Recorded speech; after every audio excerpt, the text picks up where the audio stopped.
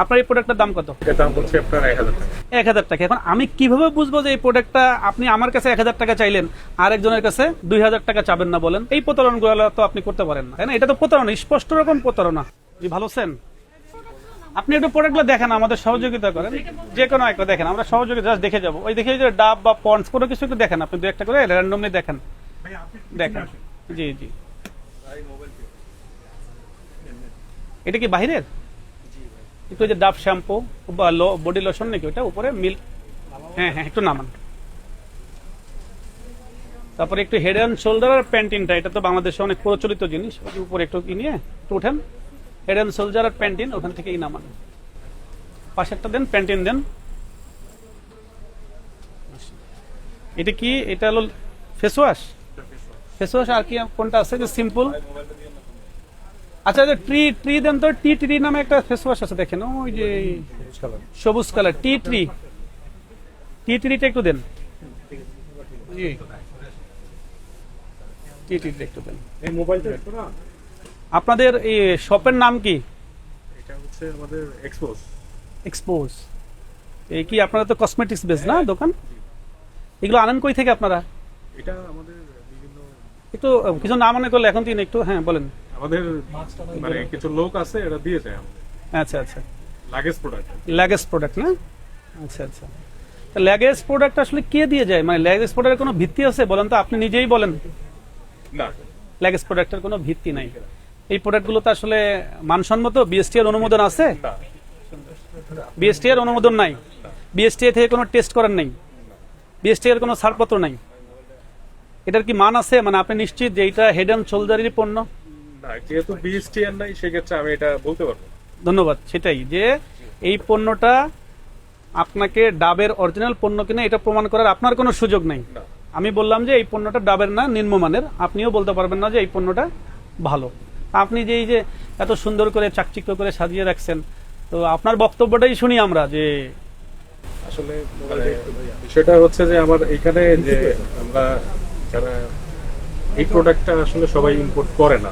জি জি, যেমন আমার এখানে যদি 100টা প্রোডাক্ট থাকে, সেই ক্ষেত্রে হচ্ছে 95% ইম্পোর্টে আসে, জি। যেটা আমদানিকারকের স্টিকার দেখা যায়, আর বাকি 95টাই হচ্ছে আপনার লাগেজে আসে, যার জন্য এগুলোতে ওই বিএসটি এর স্টিকার গুলো নাই। 95% আসে লাগেজ, তাই বললেন? লাগেজে আসে, কিন্তু এটা ঠিক না। আচ্ছা, এই হেড এন্ড শোল্ডারটাই আসতেছে না, কিন্তু কাস্টমার চাহিদা আছে, কিন্তু এটা কেউ ইম্পোর্ট করে না।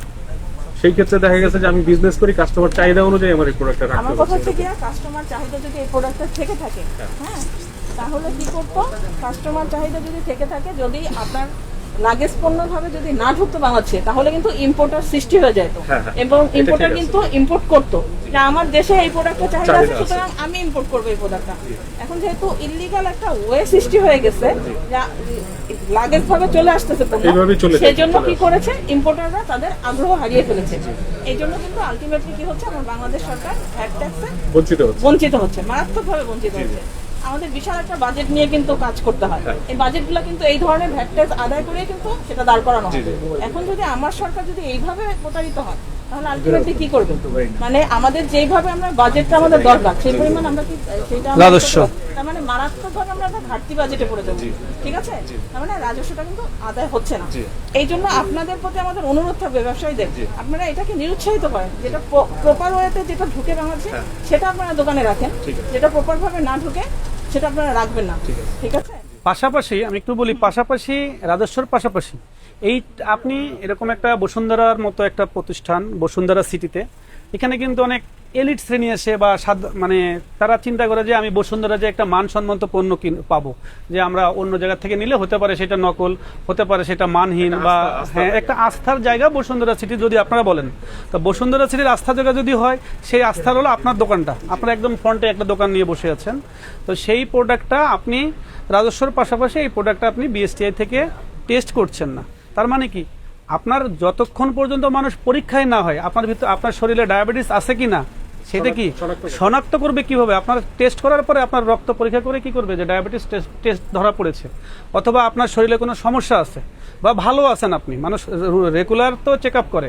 তো আপনার এটা যদি বিএসটিআই থেকে যখন করবেন, টেস্ট করবেন, তখন এটার একটা স্ট্যান্ডার্ড নির্ধারণ করা আছে। স্ট্যান্ডার্ড বিএসটিআই এর কাজ কি? এমন একটা স্ট্যান্ডার্ড সেট করা যে এইটা সাধারণ যে জনগণ, সাধারণ যে ক্রেতা, সাধারণ যে ভোক্তা, তারা এই পণ্যটা ইউজ করলে কোনো ক্ষতিকারক কোনো কিছু পাবে না। কিন্তু আপনার কোনো প্রোডাক্টই বিএসটিআই থেকে টেস্ট করে না, তার অর্থ কি আপনার পণ্যের কোনো মান না, আমার নাই। এইখানে বলতে কিছু কিছু প্রোডাক্টে আছে, কিছু হ্যাঁ, যেমন এটা আছে, হ্যাঁ, আমদানিকারকের বিএসটিআই স্টিকার আছে, এই যে এটা আছে, হ্যাঁ, তারপরে যে এইগুলো আছে, দেখছি এটা, এটা কি লিপস্টিক? হ্যাঁ, তারপরে যে এইটা এখানে নাই তা না, আছে। ওই যে বললাম যেগুলো মানে আনে না কেউ, সেগুলো আর কি আমার রাখতে হয় শোনেন। কাস্টমারের চাহিদা অনুযায়ী। দেখেন, আমরা কিন্তু সবসময় ভোক্তা সাধারণকে বলি কি ভালো পণ্য, আপনারা একটু ভালো পণ্য মানে একটু বিএসটি আমদানিকারকের এটা দেন। স্যার বললো যে আপনি যখন এটা ল্যাগেজ থেকে আসতেছে, আর যে লোকটা আমদানিকারক সুন্দরভাবে বিএসটিআই থেকে টেস্ট করে মানসম্মত পণ্য নিয়ে এসছে, তাহলে দুজনের মধ্যে কি দাঁড়াইলো? সেই লোকটা যে আস্থার অর্জন করলো, তার প্রতিদান কি বলেন? আপনি তো আসলেই বলছেন এই প্রোডাক্টটা, অথবা আপনি বলেন এই প্রোডাক্টটার, আপনার একটা জিনিস বলি যে এটার কোথায় আছে আপনার বলেন, আপনার প্যাকেজ কমোডিটিতেই বলেন এটার ভিতর কত দাম, এটার দামটা কে নির্ধারণ করছে? আপনার এই প্রোডাক্টটার দাম কত বলেন না? এটা দাম হচ্ছে আপনার 1000 টাকা। 1000 টাকা। এখন আমি কিভাবে বুঝবো যে এই প্রোডাক্টটা আপনি আমার কাছে 1000 টাকা চাইলেন, আরেকজনের কাছে 2000 টাকা চাবেন না বলেন? এই প্রোডাক্টটা 2000 টাকা আরেকজনের কাছে চাইতে পারেন, কারণ আপনার এখানে ম্যাক্সিমাম রিটেল প্রাইস বা সর্বোচ্চ খুচরা মূল্য কোথাও লেখা নাই।